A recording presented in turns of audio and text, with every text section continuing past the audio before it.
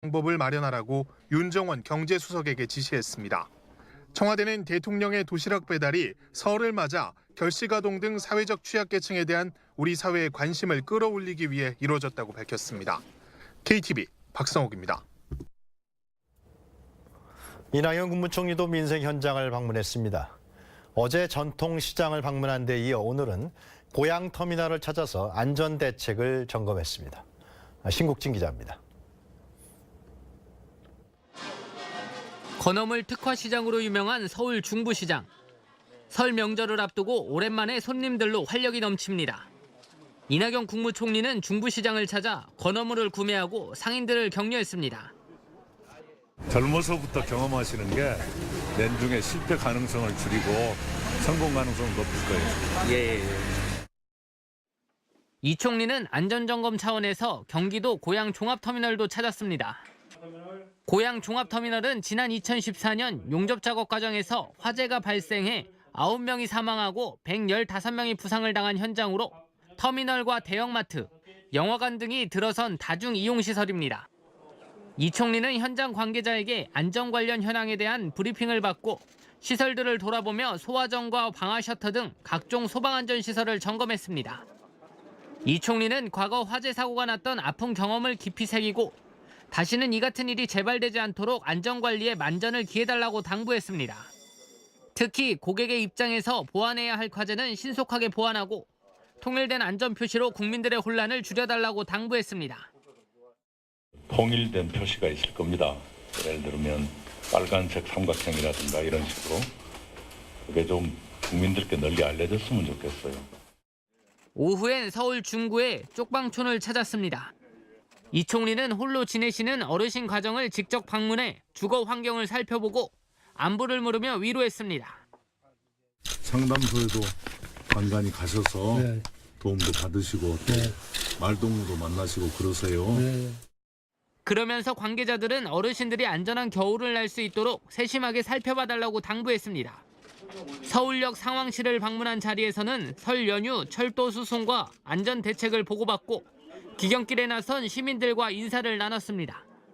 KTV 신국진입니다.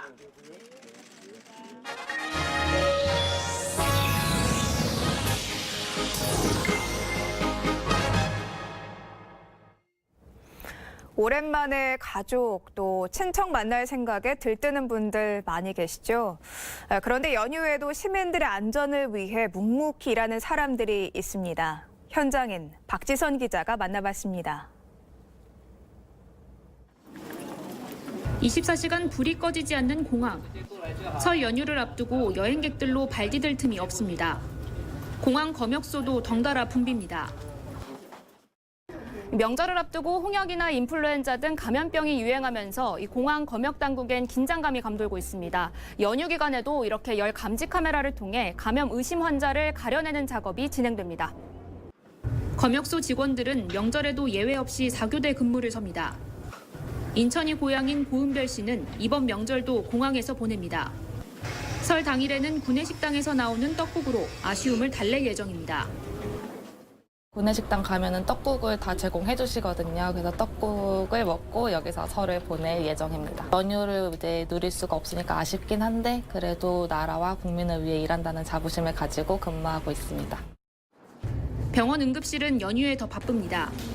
명절 음식을 과식하거나 장거리 이동으로 각종 사건 사고가 발생하면서 병원을 찾는 이들이 적지 않습니다. 문 닫는 동네 병원을 대신해 환자를 받기도 합니다. 아무래도 설, 추석, 크리스마스 이런 연휴 때가 사실은 저희는 바빠지는 순간들이기도 합니다만 사실 또 그 생명이 위급한 분들 오실 때 저희 하는 역할들이기 때문에 의료진들이 다 열심히 역할들을 기쁘게 하고 있습니다. 민중의 지팡이, 경찰도 연휴를 반납했습니다. 오늘 오후부터 본격적인 귀성 행렬이 시작됩니다. 경찰은 설 연휴 기간 특별 교통관리 대책을 발표했는데요. 이 암행 순찰차를 통해 얌체 운전을 잡아내고 음주운전 단속도 강화합니다. 이에 따라 평소보다 2배 이상의 경찰 인력이 배치돼 곳곳에서 교통안전에 힘쓰고 민생 치안 활동도 강화합니다. 3년째 도로 위에서 명절을 맞게 된 이강민 순경은 몸은 힘들지만 시민 안전에 기여할 수 있어 뿌듯하다고 말합니다. 서운하기는 한데 또 남들이 필요할 때 또 일하는 부분이 있기 때문에 또 나름대로 그런 좀 뿌듯하고 그런 게 있습니다. 예, 새해 복 많이 받으시고요. 그리고 귀경길, 기성길 안전운전하세요. 연휴에도 동분서주하는 사람들. 시민들의 응원 한마디가 큰 힘이 됩니다. 현장인 박지선입니다. 설 차례상 준비로 바쁘실 텐데요. 어디에서 어떻게 준비하면 좋을까요? 알뜰하게 장 보는 방법 김용민 기자가 짚어봤습니다. 설을 앞두고 문을 연 서울의 한 직거래 장터. 농부가 정성껏 키운 사과와 배, 감 등을 차례로 진열합니다. 알알이 포장된 선물 세트는 저렴한 가격에 판매됩니다. 농특산물 가격이 올라 근심이 가득한 주민을 위해 곡류와 과일, 나물 등 품목을 시중보다 최대 20% 저렴한 가격으로 준비했습니다.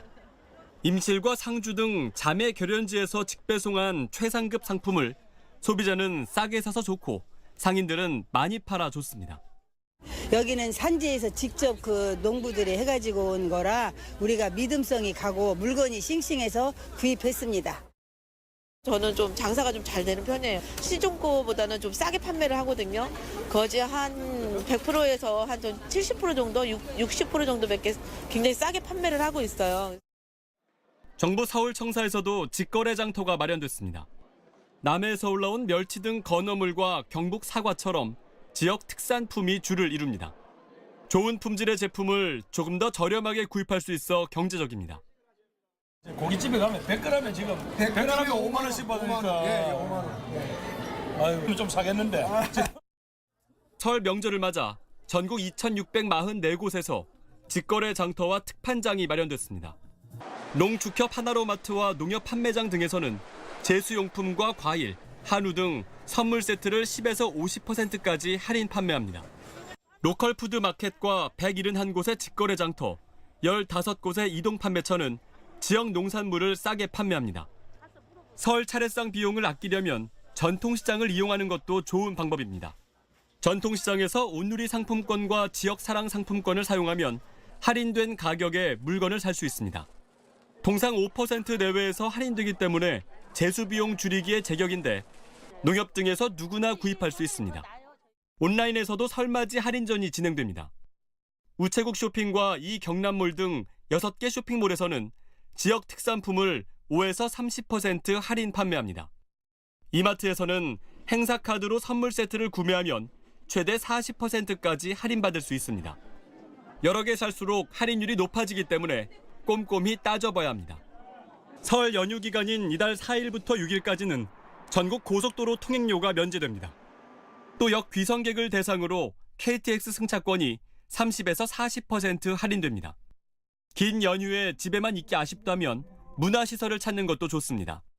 경복궁과 창덕궁 등 4대 고궁과 종묘, 조선 왕릉을 비롯해 경주와 광주, 전주 등 14개 국립박물관이 무료로 개방되고 설 명절 체험 행사도 즐길 수 있습니다. 국립국악원과 국립현대미술관 등도 무료로 입장할 수 있습니다. 설 연휴 지자체와 공공기관의 주차장도 무료로 이용할 수 있습니다. 이와 함께 전국 540개 전통시장 주변에도 최대 2시간 주차가 허용됩니다. KTV 김유민입니다. 일본군 위안부 피해자이자 인권운동가였던 김복동 할머니의 연결식이 엄수됐습니다. 수많은 시민들이 참여해 고인의 마지막 길을 배웅했습니다. 곽동화 기자입니다. 새벽 6시 반, 일본군 위안부 피해자이자 여성 인권운동가였던 고 김복동 할머니를 모신 운구차가 빠져나옵니다. 양팔을 벌리고 노란 나비가 나는 가운데 환하게 웃음 짓는 김할머니 사진을 앞세웠습니다. 운구 행렬은 김할머니가 입원 전 머물던 서울 마포구 연남동 평화의 우리집을 들러 시민들이 기다리는 시청 광화문 광장으로 향했습니다. 천여 명의 시민이 함께한 가운데 오전 9시경 노제가 시작됐습니다. 윤홍준 마리몬드 대표가 고인의 영정사진과 위패를 들고 운구차에 앞서 무거운 발걸음을 뗍니다. 김할머니의 생전 모습을 기억하며 눈물 짓는 모습도 눈에 띄었습니다. 시청 대통령 앞에서부터 27년간 수요 집회가 열리는 옛 일본 대사관까지 행진했습니다. 시민 추모단은 일본군 사죄와 배상 등 메시지가 담긴 만장 94개를 들고 할머니의 뒤를 따랐습니다. 올해 94살로 별세한 김할머니를 기리는 의미입니다. 추모객 1000여 명은 김할머니가 생전 좋아했던 노란 나비 형상을 한 깃발을 들고 고인의 마지막 길을 배웅했습니다. 일본 대사관 앞에서 10분여 시위를 마친 추모단은 이어 수요 집회가 이어져 온 옛 일본 대사관 앞에서 연결식을 엄수했습니다. 그 오랜 세월 모질고 모진 고통, 상처 잘 견디고 잘 싸웠다고 어머니가 꼭 안고 머리 쓰다듬어 주시는 그곳으로 마음 편히 홀로 날아가세요. 그리고 그곳에서 너무도 원했던 화목한 가정 꾸리시고. 연결식에 참여한 시민들은 할머니가 생전 강조한 일본군 사죄와 배상 그리고 평화 등에 대한 의미를 되새겼습니다.